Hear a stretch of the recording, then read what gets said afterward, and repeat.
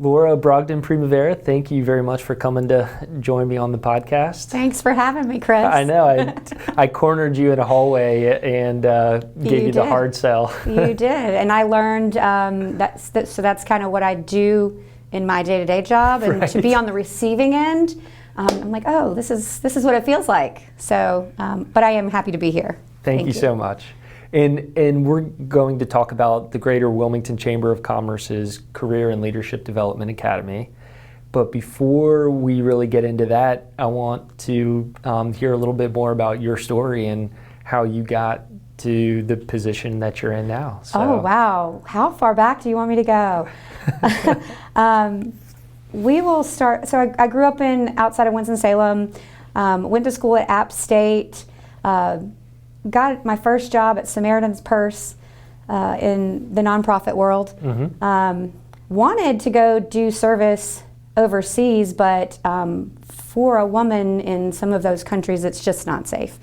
After Hurricane Katrina, they sent me to New Orleans, so I was able to do volunteer, like setup after a disaster.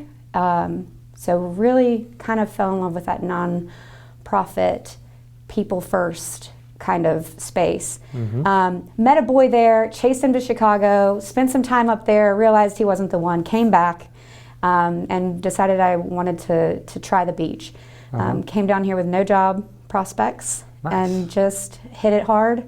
Ended up starting at UNCW as a temp.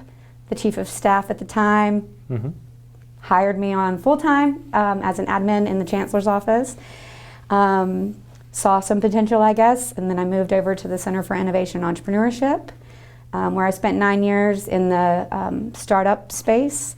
Met some really cool people, did some really cool things there. And then I met Natalie in maybe 2018, 2019. And the way she tells it is she had her eyes on me since then. I went through the Leadership Wilmington program in 2020, 2021. And before graduating, she recruited me over to the chamber, where I've been for 5 years. Started in the event space and running one leadership program.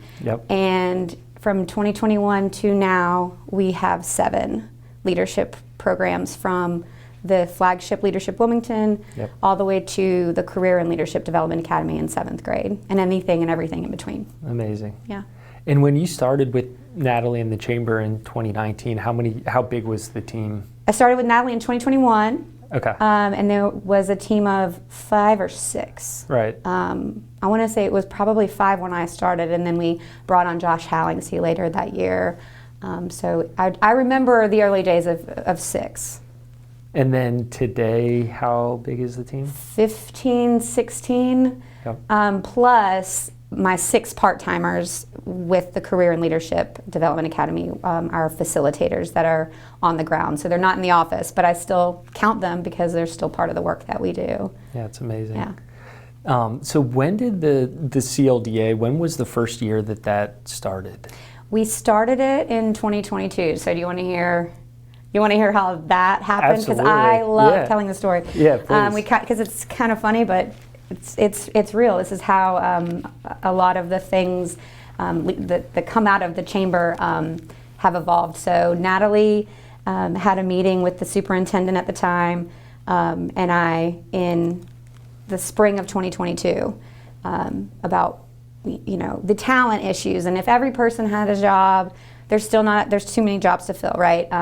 It's about, we've got to develop the ones we have here, we've got to attract from outside of town, and how do we start earlier and more often with this introduction of careers to our younger people, right?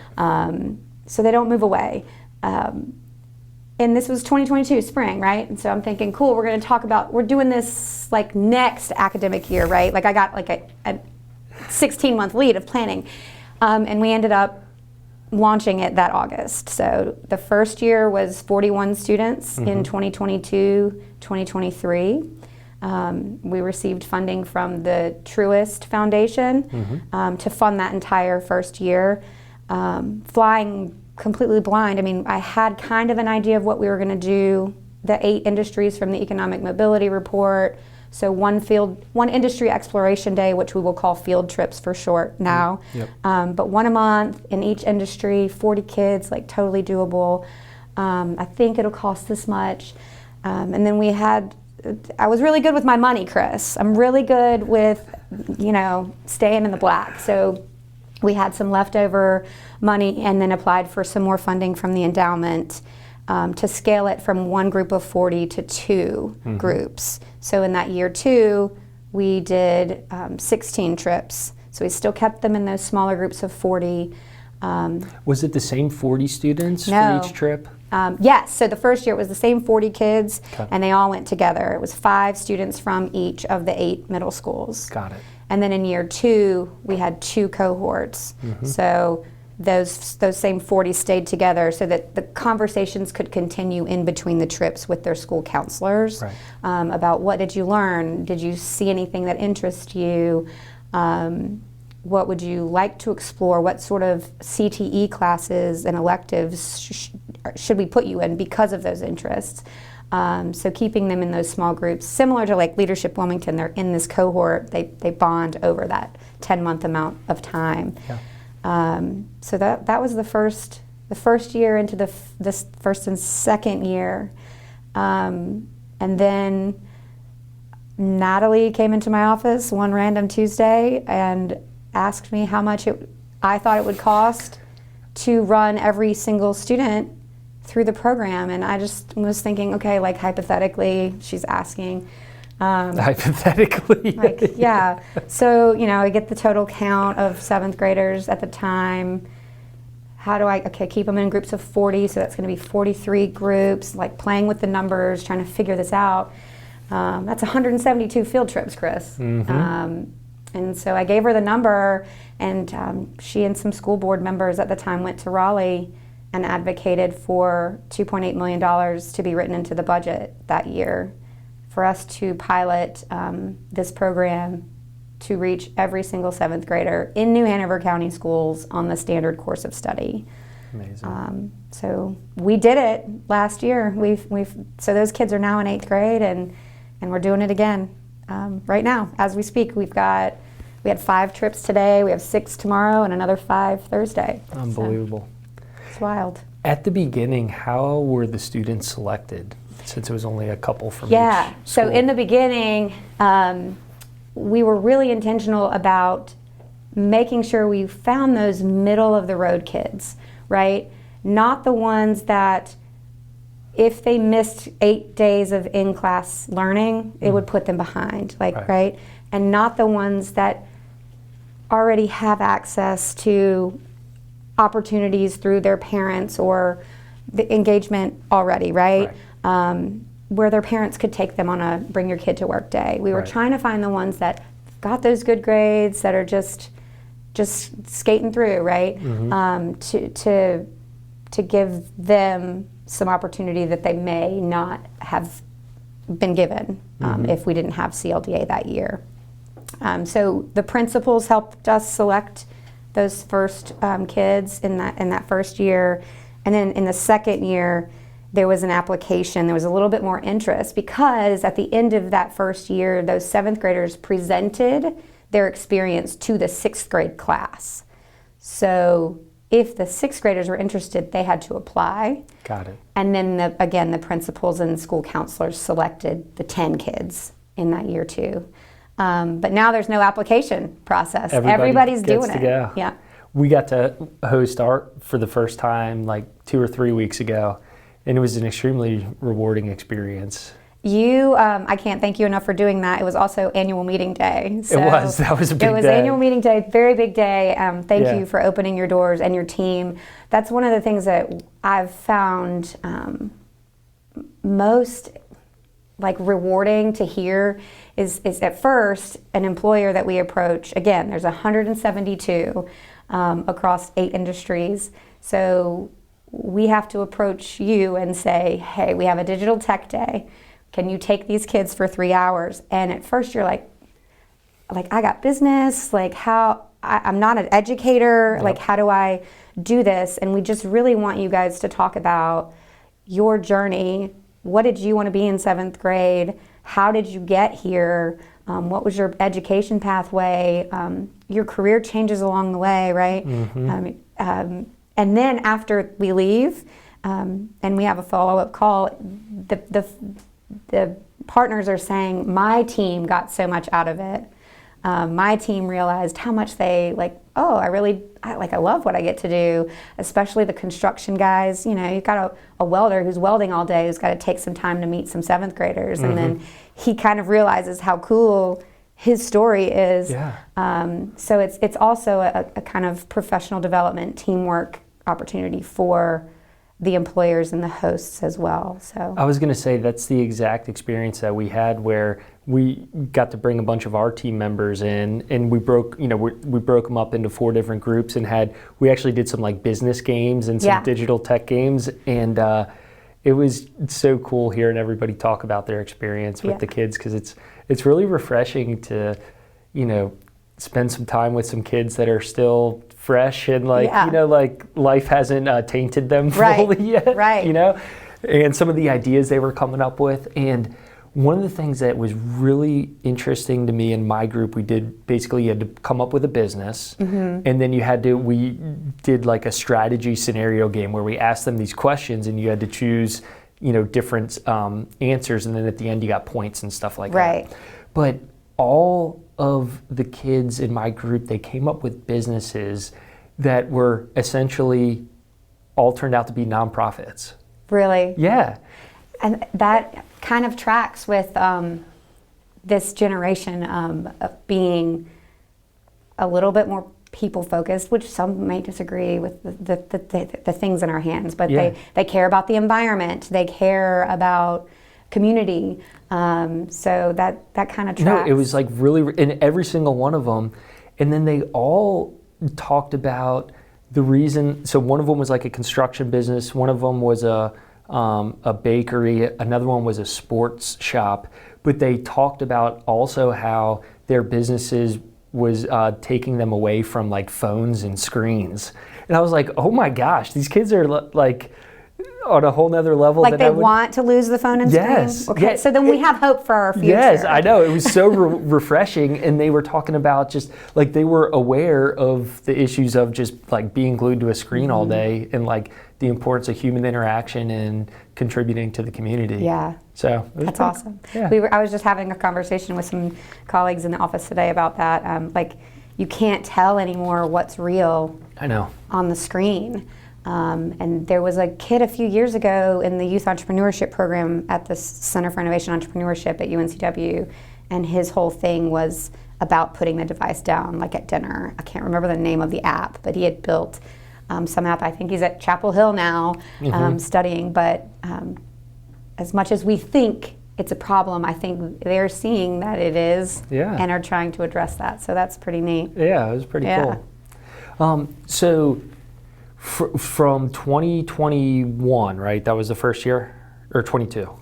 I got there in 2021. She didn't throw it on me right when I got there. Okay. She gave me a year. Gotcha. Yeah. So it was 2022. 22. So from 2022 to now, let's call it, the school year, the 25-26 school year, we've gone from 40 students. 41 students. To 1,600? Keep going Keep up. going. 1,824 this year. Unbelievable. And they, at the end of this week, will have completed 3 trips. So we've got one more cycle. Got it. And then they will have finished. 41 to 88 to 1,758 to 1,824. So just to put that in terms of like entrepreneurship and building a business, like, right? Like to go to from 0 to 41, from 41 to 80, I mean, like you doubled the business and then you just hit the hockey stick where like exponential growth. And so what are some of the obstacles and what did you guys have to do to go from putting 80 students through to 1,800 students through? I mean, going from 40 to 80 seemed to me like a reasonable growth year if we're talking about this like as a business. Right. If this were my business, I don't think I would want to scale from 80 to 1,758. But there were people in this community that believed in the program, that went and advocated for the funding. Right. And so for me, you can't say no at that point. And then that's when the strategy type A planner logistics, like it's happening, you can't deny it, Right. you can't get out of it, Right. it's happening, so figure it out, right? So it started, those first 2 years really set the grounding, the footing for establishing a relationship with the counselors and the social workers who were going on the trips. Yep. So, and of course the principals. Once we decided we were scaling, I called a meeting with Natalie and the superintendent, chief academic officer, and the principals. I needed the principals to hear the same thing. Like, we're doing this. We may have some resistance. It's another thing, right, that these teachers are going to be asked to do, but it's happening and it's going to be good. Trust us. And trust takes time. Yeah. And it takes clear setting of expectations on both sides, and both sides holding each other accountable to get to that point. So then I asked the administration to leave, and I had a really candid conversation with the principals, and that's where we learned 8 days, 8 field trips was too much. So that's too much out of classroom learning time. Right. The teachers still have these metrics to meet, and so okay, let's compromise. Let's cut it down to 4. So it was conversation with those principals to really figure out what's holding you back from being all in. And that summer we got there for them to advocate for it, and again tell their teachers, like, it's happening. And this is why it's good. We came to the schools, we met with the teachers. We brought in curriculum writers that were their peers that wrote the curriculum over the summer. So it's not the chamber coming in to tell you what to do. We're providing you these resources that you don't have to create, and you can choose to use them in the classroom or not, but they're here. And you have a couple, right? They've got kids not hitting the goals that they're supposed to be hitting, and if they didn't have that trip to go to, maybe that classroom learning time, would have been beneficial. But once they experienced that first year, I am telling you, we had some of the ones that didn't want to go asking to go again, right? Or to be hired to write the curriculum, or to be more involved in the showcase planning. So it feels like this year, again, you still have your kinks with, some sites being more entertaining or more fun than others. And we have Jackie Booth on our team that's helping coach those industry partners, right? Like, we sat too long. We can't sit and talk like talking heads at these kids. So how can I help you build a game, right? Like, how can I help you make this more engaging? So they're telling us what they need from us, the teachers, and we're asking of them to come on these trips, continue the conversations, and it's happening, it's working, to where other communities are calling us and asking us how we figured this out and how did we get the buy-in. But I'll tell you, it's expectations, accountability, leading to that trust and understanding this is a mutually beneficial relationship for our students to have a future in our community. Right. Which ultimately, full circle, is going to have like you said, a completely positive impact on the community. Because if we're able to, help kids figure out, what they want to be, or at least get them on the right direction. Or what they don't want to be. Or what they don't want to be. Yeah. Exactly. I wonder how many people walked out of here saying, I definitely don't want to be an accountant. You would be surprised. There's some kids that are still on their surveys, they're still I'm going to be a lawyer. Yep. Nope, I'm staying in real estate. Yeah. Or I'm going to play with numbers. And the cool thing about accounting that I talk to them about is you can do that in any industry, right? So you can, if you like construction but don't want to do play with tools, you can, because you love numbers, you can do that there. You can do it in, you're not an actress, don't want to be in front of the camera, but you want to manage those budgets behind the scenes. So for them to better understand,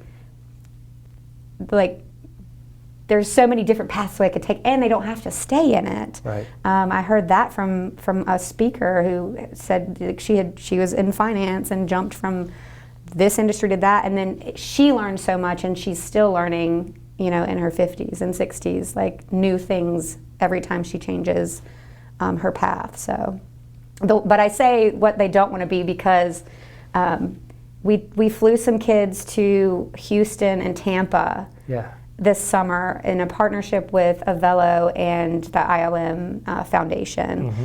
This was our second year of doing that, and one of the kids wanted to be a pilot before he came in. He did not take flying very well, and when he got back and we did the tour of the airport from operations standpoint, he said, well, I don't think I could fly the plane, but like I could still be in it in something like this, like Yep. on the ground, right, but not in the air. Mm-hmm. So that's pretty cool.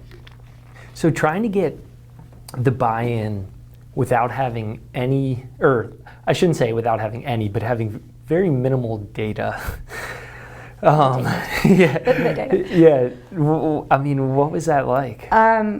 Well, so for year one, you're like, okay, we're going to pilot this thing. Right. So at that point, again, getting my master's in higher education and understanding the importance of data with what I was doing at the time. Yeah. I knew I had to ask questions of these kids. I knew I had to collect data of some sort.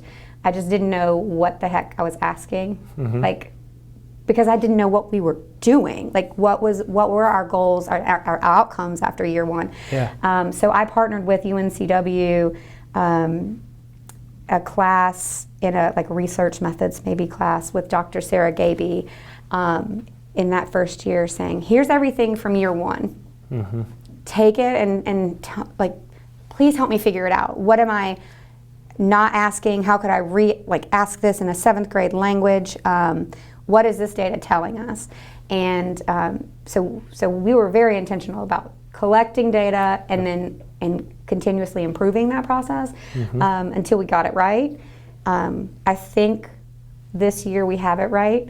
But so that class participated too, and then after that I hired 2 of their students, and they're still on our payroll today. Unbelievable. Playing with that data.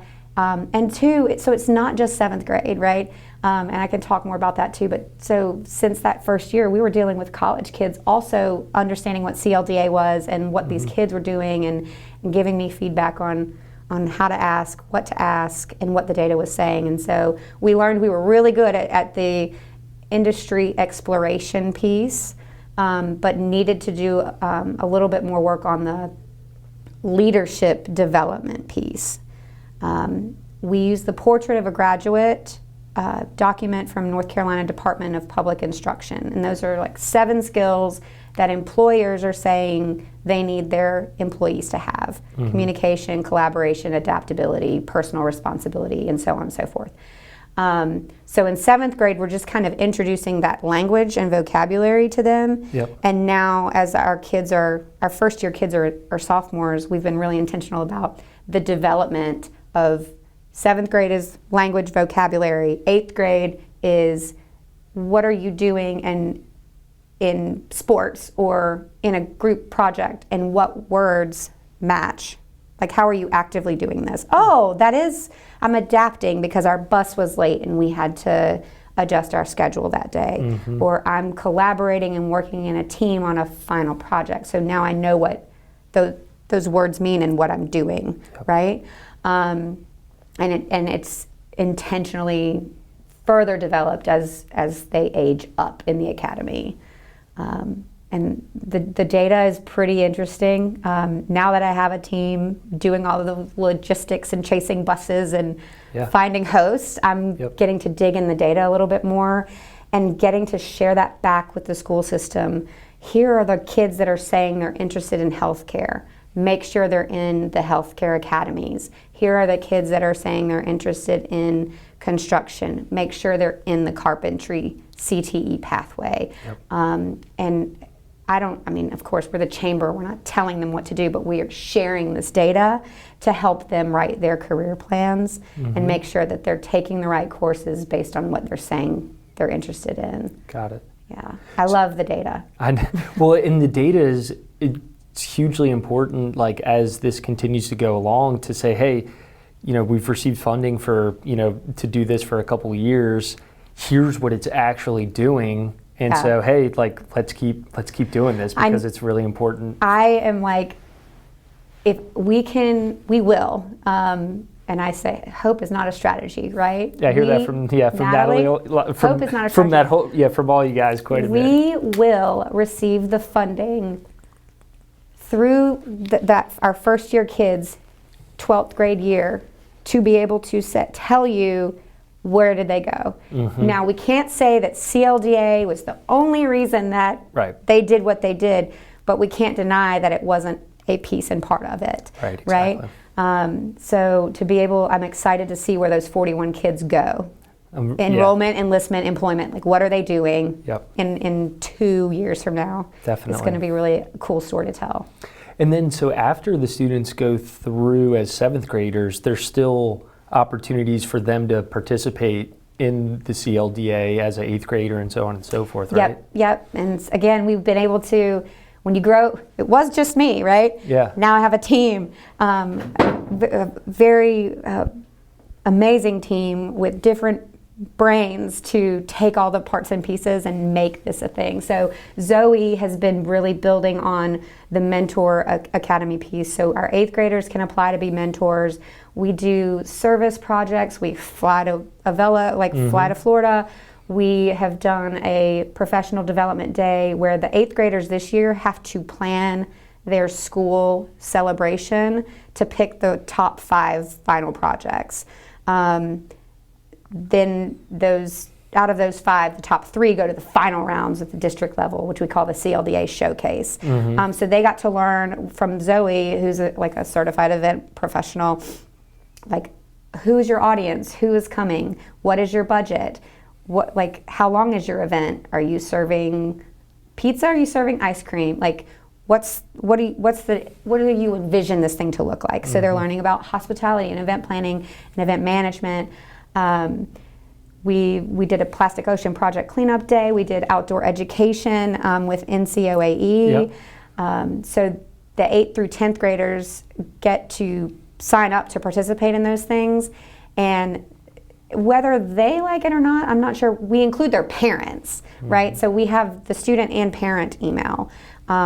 So we're inviting both student and parents, and then surveying both the student and parents afterwards. So trying to keep the relationship with the parents to the chamber so that they can continue conversations with their student too, right?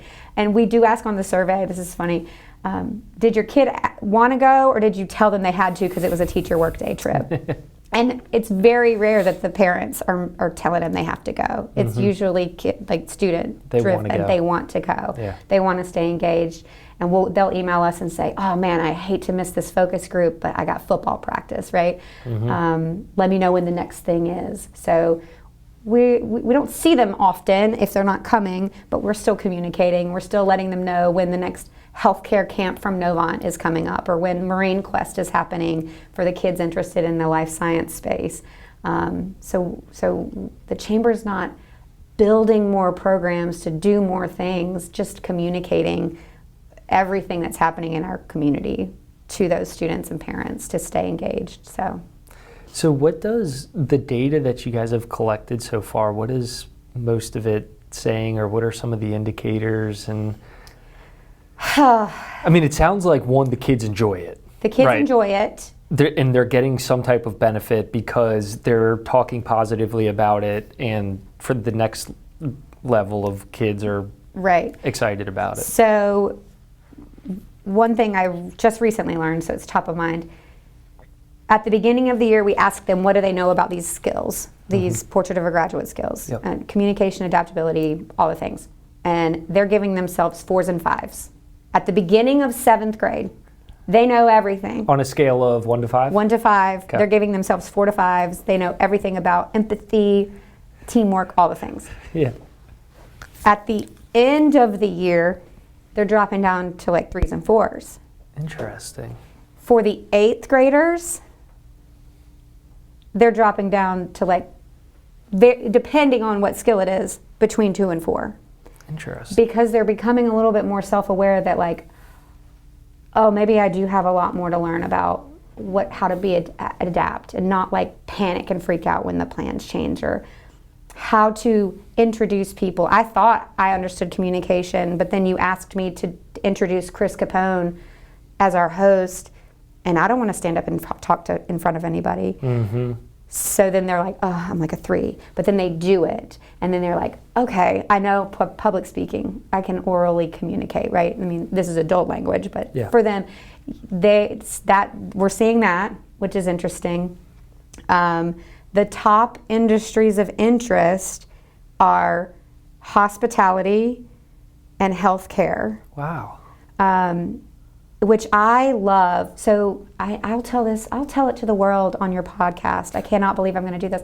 I graduated from college at App State, and my first job was working for Liberty Tax Service as Lady Liberty in my college town inside the Walmart, because I didn't have a job. I didn't have a job, but I was like, I got to do something, and they pay, and it's tax season. Granted, I've luckily got the job at Samaritan's Purse not too long. But then when I got my job in the Forest Preserve District, I was the mascot, the woodchuck. Like, I had to dress up as the woodchuck. And I think that's hospitality. That's as close as I got to Disney, becoming a Disney character. But I mean, there's something about, I worked in a restaurant at 16. That's where you learn those basic people skills, like caring for the person first. Yes. And so the fact that we live in this like tourist town, right? Right, with quotes like tourist town. Yeah. But if they need jobs at 15, 16, those jobs are accessible to them now. Exactly. And like, think how much further ahead they're going to be in that people place. Absolutely. If they get those hospitality jobs now. So they're liking them, and they're going to the Davis community to volunteer, and the Davis community will hire them now at 16. Yep.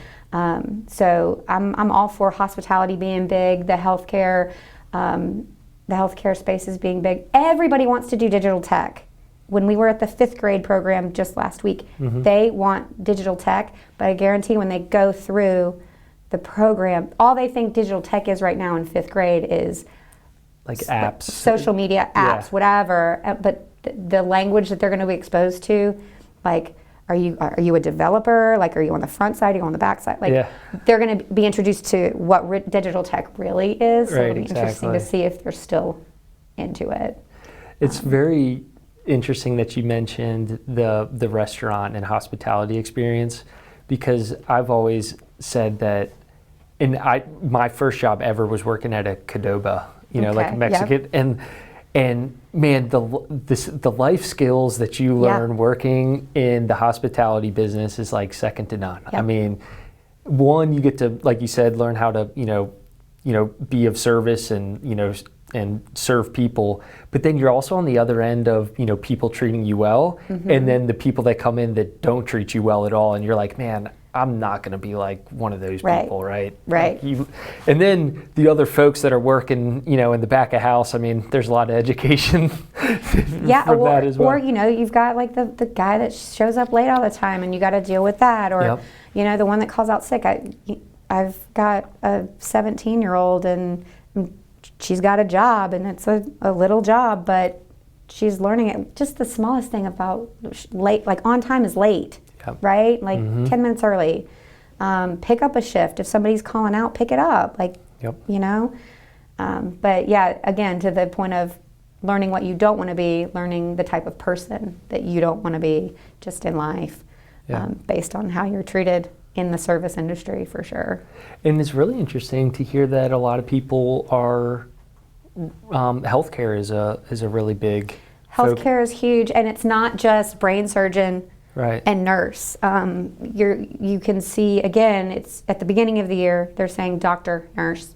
Right. At the end of the year, it's physical therapist, respiratory therapist, or specifically I want to work with the elderly, or I want to work with children in pediatrics. Like, their language is becoming a little bit more articulate because they're exposed to so many different people on these trips. Yep. Yeah, and talk about a specific need probably all over, but specifically in our community with the talent pipeline work of trying to retain talent here to work in our healthcare systems. Yeah, so the Career and Leadership Development Academy is in the New Hanover Healthcare Career Partnership. Yep. It's we're obviously in the same building. Even if we weren't, we would still be collaborating because we've got these kids that are saying this, and you have this need. So take these kids, right? Yeah, exactly. What summer camps are you offering? Is there a job shadow opportunity, right? Like, how can we keep them interested and keep them engaged if they're already saying healthcare is their thing? Yeah, and then going back to the self-awareness thing, it's like, you don't know what you don't know. And a lot of this education is kids realizing there's a big world out there. There's a lot that I need to learn to be successful or to get to the next level. And there's a lot here, right? Because you think about driving down Market or College and you see what you see, right? And then to be able to turn right or left off the main road, pull into a parking lot, or pull off the side of Market Street and bring them into a place that they might just drive by and say, what is that? It's a pretty interesting opportunity for them to be exposed to. And again, we're seeing the teachers speak up and say, on a life sciences trip, well, that's just what we talked about in science class. So they're able to, why am I learning this in class? This is dumb, I'm never going to use it. Actually, yes, you are, because look, we're talking about that in real life today. Absolutely. So it's neat. I love it. It's an incredible program, and I mean, they're again putting it in business terms, to go from 0 to 1,800, and change in 3-4 years. It's an incredible scale. Incredible scale. Yeah, I'm tired. I'm tired, but it's good stuff. It's good stuff, and if we continue to see what we've been seeing, and like I said, other communities are asking for it. Expansion to Brunswick or Pender is not out of the question. If the funding fits, and again, you got to have the buy-in on both sides, not just the school, but the community partnerships as well. I've got to have the businesses saying yes. Yep. Because if they don't, we can't do what we do. Yeah. Well, and I've also heard, Dr. Barnes talk about how he looks at this as almost like a differentiator, like a strategic, from a strategic perspective of building up our public school system. Absolutely. It's hey, we have this program that we offer to every student that comes through. Yep. So. It's currently only offered for New Hanover County Schools students. So. Yeah, it's pretty wild. Yeah. So over the past 4 or 5 years working on this, what would you say you're most proud of? Surviving the scale that is completely unheard of. It is crazy. Because it could have completely fallen flat if we didn't take the time to establish that relationship from the bottom up to begin with. You cannot come in and tell, especially an public education system, you're going to do this, without the why we're going to do this, and how can we do this, and what are our barriers and struggles, and really taking that time early on to invest in that, and not building it alone. It wasn't built in a vacuum. It was built with everybody that was involved. Yeah, talk about collaboration. 100%, 1,000%, and it still happens. We are, intentional about checking in. We have industry partner surveys at the end of the year, what worked, what didn't. we ask the teachers, every teacher that goes on the trip, so not just the student feedback. Our curriculum team checks in mid-year and at the start of the year, like, is there anything we want to adjust? Is there anything that's like not working? I mean, we learned our showcase idea for the year one of the scaling to every kid. We knew we were going to do a showcase, we just didn't know how, and halfway through the year, we had to call them in, the curriculum writers, and say, what we think we just did is not going to work. Help us fix it. How are we going to make this work? And I think that's what I'm most proud of, is that it was, again, people first, and why are we doing this? Who are we doing it for? Like, what is the why behind this? And like, how are we going to do this together? That's awesome. What would you say are some of the biggest learnings, or things that you could take forward into other programs, or things that you're going to take specifically forward to continue to grow the CLDA? We are already doing it. Snowstorms happen, hurricanes happen, hosts have to back out because they're in the middle of running their business, and things come up and they can't host us anymore. Right. So just being like ready to pivot, ready to call in reinforcements. And again, we were able to do that just this week because of the relationships we have with the partners. We had a partner drop out for a trip this week, and I was able to call another partner and say, help, I don't know who else to call. This is a tough industry to fill. And she got us somebody we've never even worked with.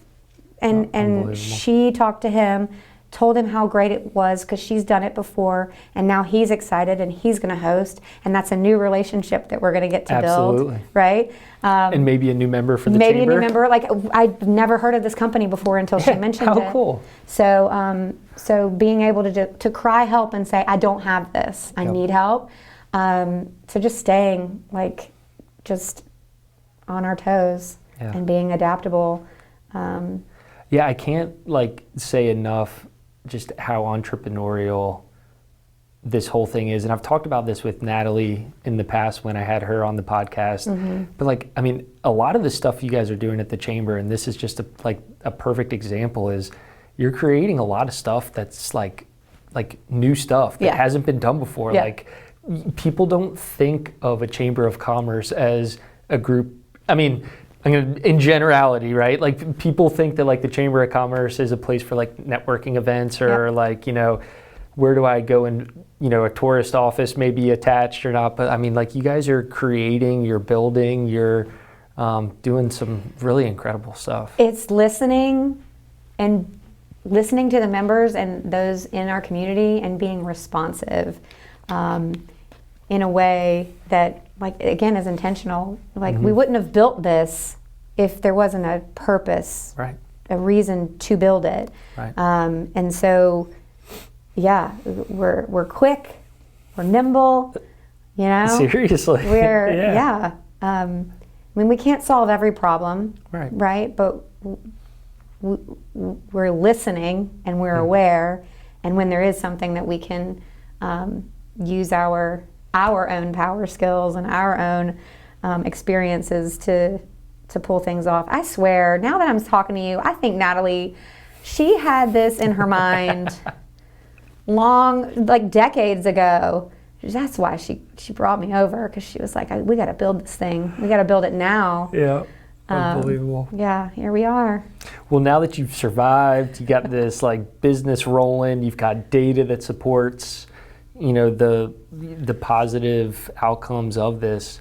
Where do you foresee the CLDA 5 or 10 years from now, or where do you want it to be?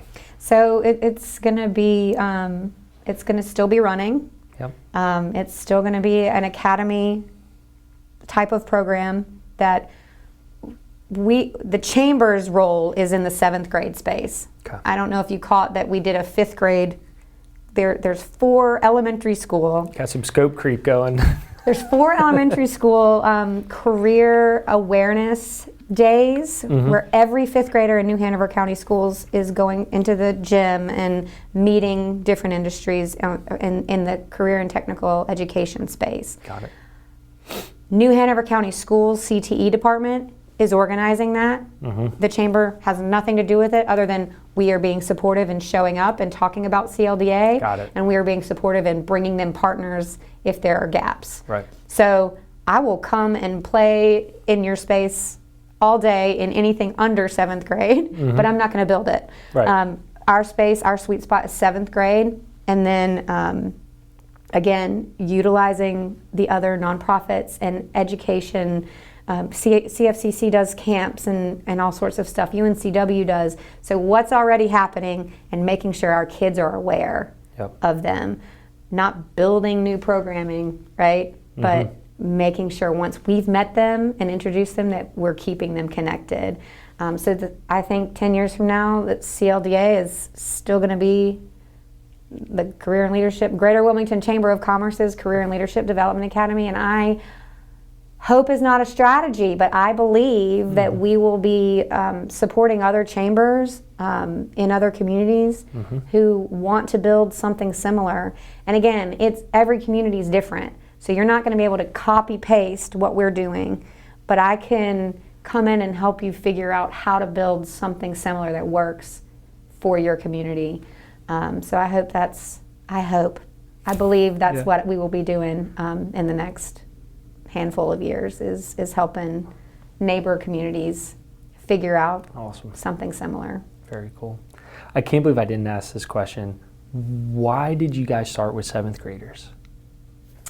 7th grade, from what the data says, is the sweet spot. So I say elementary school is a little too young for exploration. Elementary school is a great spot for awareness. Okay. So the language, if you want to come into my language land, career awareness from astronaut, fireman, whatever in elementary school. 5th grade, like we're getting ready to transition to middle school. It's a big life change, right? So career awareness in elementary. 6th grade, you're already dealing with such. I mean, do you remember 6th grade? You literally went from elementary school for 6 years to now it's like 6th, 7th, and 8th, and you've got like lockers and like you're changing classes. Like, and socially, it's just a little awkward. It's a little much. So 6th grade, it's like I need you have a little bit of time to transition. Got it. 8th grade, you already know everything.